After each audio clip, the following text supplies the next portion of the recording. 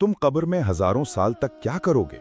मैं तुम्हें एक तरीका बताता हूं जो मेरे साथ बहुत कारआमद साबित हुआ और जिससे मैं अपने अल्लाह से ताल्लुक पर ज्यादा तवज्जो मरकूज करने लगा हूं।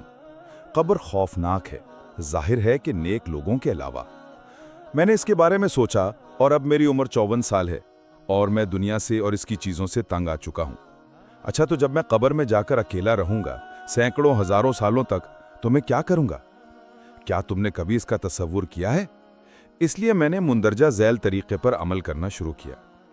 देखो, मैं मर जाऊँगा और मेरे पास एक खाली बिल्कुल तारीक कब्र होगी। इस कब्र को सामान की ज़रूरत होगी, लिहाजा मैं हर इस्तिग़फ़ार को तसव्वुर करने लगा जैसे मैं इसे अपने कब्र की तरफ भेज रहा हूँ ताकि वो वहाँ मेरा इंतज़ार करे और मेरे तन्हाई का साथी बने। अल्लाह की कसम, मैं मजाक नहीं कर रहा। मैंने अपनी कब्र को मुकम्मल डेकोरेट कर देने का अमल शुरू कर दिया है। कब्र के एक कोने को मैं हज़ारों तस्बीहात से भर रहा हूँ, या मेरे सर के करीब कम से कम 300 ख़त्म कुरान होंगे जो मेरे लिए आरामदेह बिस्तर का सबब बनेंगे। हर रुकू को मैं ये तसव्वुर करके अदा करता हूँ कि मैं इसे कब्र में अपना ज़ख़ीरा बना रहा हूँ। हर कोई मुझे छोड़कर अपने घरों को चला जाएगा और मैं अकेला रह जाऊँगा, शायद हज़ारों सालों तक। मेरे बच्चे चंद सालों में मुझे भूल चुके होंगे। लिहाजा मुझे कब्र में साथियों, रोशनियों और जन्नत के जैसे मनाजिर की ज़रूरत होगी। मैं तस्बीहात, ज़िक्र, कुरान, नमाज और सदका को सबके साथ तसव्वुर करता हूँ कि वो मेरे दोस्त होंगे, मेरे साथ वहाँ हंस रहे होंगे और बातें कर रहे होंगे। नबी करीम सल्लल्लाहु अलैहि वसल्लम पर दुरूद पढ़ना मैंने अपने मामूलात का अहम अमल बना लिया है। ये वहाँ हमारी महफिलों में भी शामिल होगा, ठंडे पानी की तरह, खूबसूरत लिबास के तरह। मैं ये चाहता हूँ कि मेरी कब्र की ज़िंदगी इस दुनिया की ज़िंदगी से भी खूबसूरत ज़िंदगी हो, इंशाअल्लाह। क्या ये बेहतर नहीं है कि मैं वहाँ जाकर गीबत, चुगली, हसद और दीगर दुनियावी गुनाहों के नतीजे में बदबूदार कपड़े, दीमक लगे फर्नीचर और सख्त पथरीले बिस्तर के बजाय अपनी कब्र को बेहतरीन चीज़ों से आरास्ता करूँ? मैंने दुनिया में अपना घर बनाने के लिए सारी ज़िंदगी जान तोड़ मेहनत की, लेकिन ये घर तो मेरे वरसा का हो जाएगा। असल में तो मेरी सारी मेहनत अपने लिए है ही नहीं, सारे फ़ायदे तो और लोग उठाएंगे।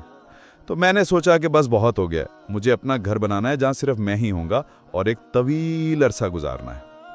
अगर मेरे तमाम आमाल दुनिया की ज़रूरियात के लिए थे और अपनी कब्र के लिए कुछ भी नहीं था, तो फिर तो मेरे कब्र वाले घर के लिए सवाए अजाब के फर्नीचर, मुस्तकिल अंधेरे और सख्त हिसाब के कुछ भी ना होगा। और मैं ऐसे घर में अकेला कैसे रहूँगा?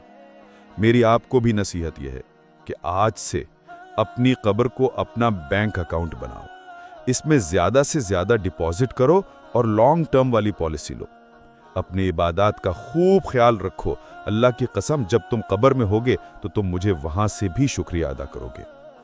अपनी कब्र के घर का इस दुनिया के घर से ज़्यादा ख्याल रखो। अभी तुम अपने घर वालों के दरमियान हो, पहन रहे हो, खा पी रहे हो, आराम से घर वालों के दरमियान सो रहे हो और तुम्हें तुम्हारी तमाम ज़रूरियात मुयस्सर हैं। फिर भी तुम अपनी हालत से नाला रहते हो, हर वक्त कोई ना कोई शिकायत करते रहते हो।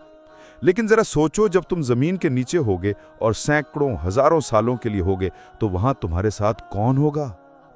तुम्हारे पसंदीदा सियासतदान, खिलाड़ी, अदाकार, ताजिर, ये तो तुम्हें यहाँ भी नहीं जानते और ना ही इन्हें तुम्हारी इतनी फिक्र है। तुम ही इन सब के पीछे बेवकूफ़ों की तरह अपना वक्त ज़ाया करते हो। तुम्हारे वो बच्चे जिनकी शादियों पर तुम लाखों रुपए फजूलियात पर खर्च कर देते हो, यकीन करो ये खर्च तुम्हारे लिए वबाल बन चुका होगा और बच्चे मुकर जाएंगे कि हमारे बाप ने और हमारी माँ ने खुद हमारे लिए और अपने लिए मुसीबत खड़ी कर दी है। इसलिए आज से अपनी जान की फिक्र करो, अपना ख्याल खुद करो। ए अल्लाह, हमें हस्न खातिमा अता फरमा। ए अल्लाह, हमारी आखिरत को बेहतर बना दे और हमें कब्र के अजाब से बचा। ए अल्लाह, हमें अपना ज़िक्र, शुक्र और हुस्न इबादत की तौफीक अता फरमा ताकि तू हम पर अपनी रज़ा और जन्नतुल फिरदौस में नेमतें नाजिल फरमाए, जहाँ हम तेरे नबी मोहम्मद सल्लल्लाहु अलैहि वसल्लम की सोहबत में हों, जिन पर बेशुमार दुरूद व सलाम हो। तो फिर अपना घर बनाना शुरू करो।